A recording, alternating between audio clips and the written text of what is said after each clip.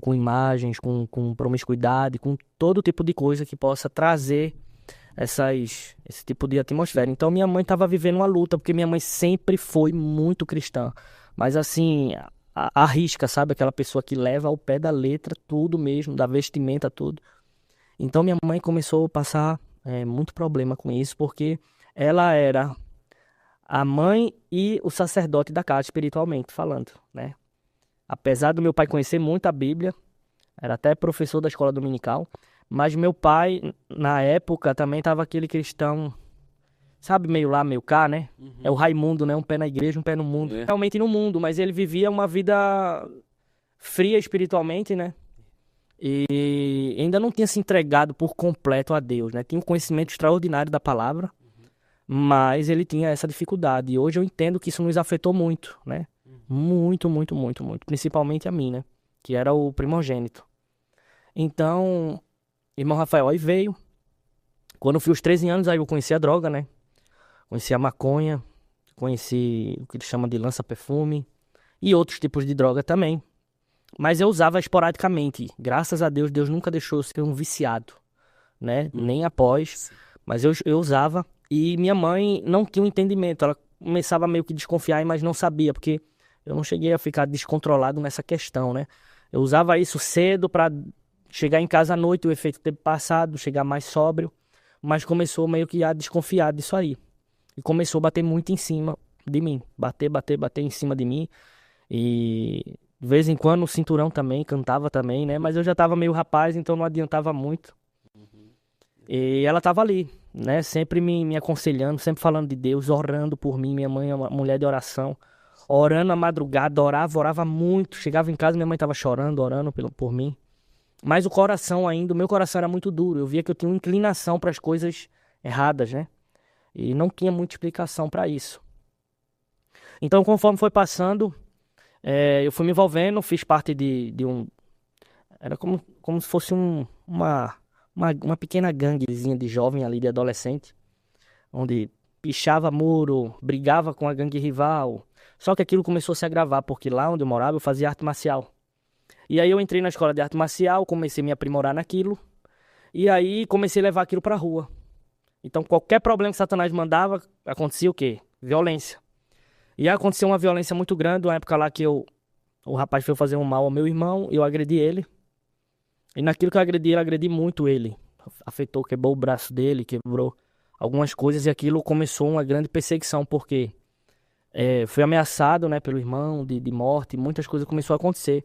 Então o que é que aconteceu? Eu comecei a me afundar mais para me proteger daquela situação que iria acontecer. Uhum. E quando eu comecei a acontecer isso, eu conheci uma quadrilha que assaltava banco lá.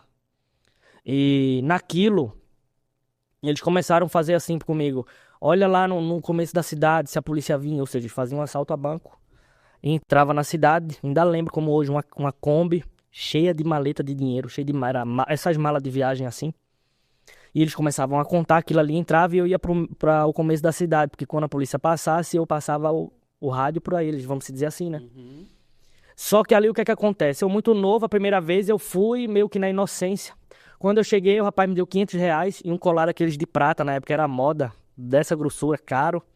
Ele me deu e disse assim, vai ali comprar uma grade de cerveja, o troco é teu e esse colar é teu. Então eu disse, rapaz, nossa vida financeira nunca foi lá grande coisa na época. Aquilo me encantou, né?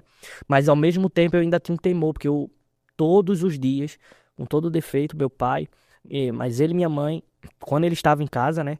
Ele lia a Bíblia pra nós, antes de dormir, desde criança. E eu e meu irmão cantava os hinos da harpa, tudo, né? Até é engraçado, o que meu irmão cantava com aquela fala de criança ainda. E toda vez que eu tava indo fazer algo de errado, aquilo começava a aparecer na minha memória. E o meu coração acusava que eu tava fazendo algo errado, muito forte. E então por isso que hoje eu entendo que a palavra do Senhor, ela diz assim, ensina o teu filho no caminho que deve andar, né? Exato. Para que quando estiver maior, não se aparte dele. E isso é verdade. Se eu estou aqui hoje, eu sei que é por conta, né, dessa doutrinação que meus pais me deram, com todo o defeito que eu tinha. Mas começamos dali. E aquilo ali, eu já tive contato, né, com armas, com esse tipo de coisa. Então chegou uma época que eu não podia ir para outra quadra, não podia ir para outra cidade, porque começou aquelas ameaças, começou droga, começou isso, eu comecei a andar armado, né? E minha mãe não tinha nem um pouco de consciência de tudo que estava acontecendo, né? Deus falava com ela que as coisas estavam difíceis, que ia me tirar dali, senão eu ia morrer, mas ela não entendia a gravidade, né? Até que eu comecei a ficar muito ameaçado de morte e minha mãe foi para a igreja, Assembleia de Deus. E Deus falou com ela lá, usou uma pessoa e falou que ainda no final deste ano eu vou te tirar daí, porque senão teu filho não vai passar, né? Não vai findar o ano vivo. Uhum. E minha mãe começou a orar bastante e ficar preocupada. E pela gravidade da situação, mesmo que eu tinha arma muitas vezes que eu saía, né? Pegava emprestado, tudo. Eu tive um contato com uma pessoa que era pai de um amigo. E esse rapaz, na época, era um homem já, na verdade. Ele era muito temido lá no lugar, sabe? Muito temido mesmo, porque ele era violento. Era muitos irmãos, era grande. Eu não vou citar o nome, porque realmente eles são muito conhecidos lá em Pernambuco. Muito mesmo. E por violência, por problema com a polícia, por problema com dinheiro ilícito, tudo, banco. E essa pessoa tinha muita posse. E chegou um dia que eu conversei com ele, eu disse, fulano, qual é o segredo? Por que eu perguntei? Eu vi ele trocando tiro com a polícia num corredor que tinha lá do prédio da minha casa, dava pra eu ver. Foi embaixo assim, eu morava no primeiro andar. E não tinha como ele ter saído ileso, porque era assim, era um corredor que devia ter o quê? 2 metros de largura, mas muito longo. E eu vi tiro de um lado, tiro pro outro. Eu disse, como é que ele saiu vivo? Não pegou uma bala nele, né?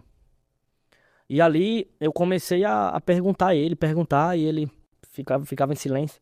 E dizia assim, você tá querendo saber demais, né? Você tá querendo saber demais e tudo. Mas eu sempre curioso nessa questão. Uhum. Até que um dia eu tava com 15 anos de idade. Cheguei lá na casa dele pra visitar o filho dele. O filho dele não tava em casa e nem a esposa. Ele disse, entra aí, pode entrar. Confesso que eu fiquei com um pouco de medo, tá? Ele tinha um semblante assim, meio mal assombrado, sabe? Um cara grande, forte. Ele era bem peludo, assim, o corpo todo, assim, peludo. Parecia russo. Meio loiro, assim, mas muito peludão. E todo mundo da cidade tinha medo dele, sabe? Hum. Dele e dos irmãos. Então, o que é que acontece? Ele tinha um livro, e eu não sabia, mas esse livro foi herdado de geração em geração familiar. E eu acho que ele era o primogênito, não sei, ele herdou o livro, né? Eu acho que quando a mãe faleceu. Então, o que é que acontece? Quando eu entrei, que eu tava assistindo televisão, aí ele disse, Renato, vem aqui no quarto. Aí eu fiquei desconfiado, eu disse, rapaz, esse cara vai fazer alguma coisa comigo. Mas fui com medo. Chegou lá, tinha um móvel assim de madeira, ele tirou o móvel, embaixo da cerâmica, a cerâmica era solta, tinha um livro todo enrolado num pano, né? E aí ele me deu.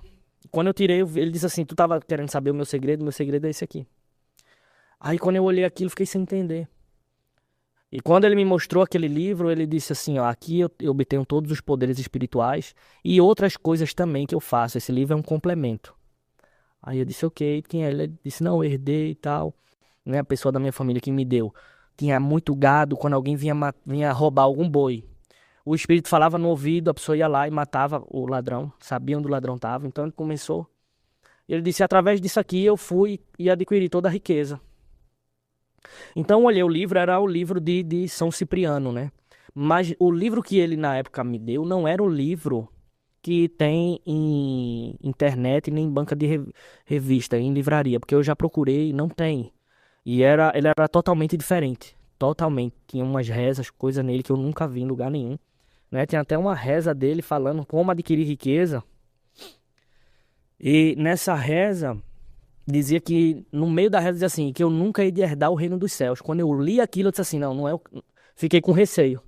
Eu disse, não, isso aqui tá cobrando um preço, essa riqueza aí, né? Eu vou perder a salvação. Então, eu não quis fazer essa reza. Porém, ele disse assim, ó, eu posso te emprestar um pouco, né? Não muito, porque eu não posso te dar esse livro, porque esse livro é de herança, né? E, na verdade, só quem pode usar esse livro sou eu, mas se você, eu deixo você ler um pouco. Aí eu fui para a sala dele e me sentei e ele foi arrumar alguma coisa lá. Eu comecei a ler o livro. A primeira reza do livro chama Reza da Cabra Preta Milagrosa. Eu comecei a ler aquilo, eu senti meu corpo levitar. como se tivesse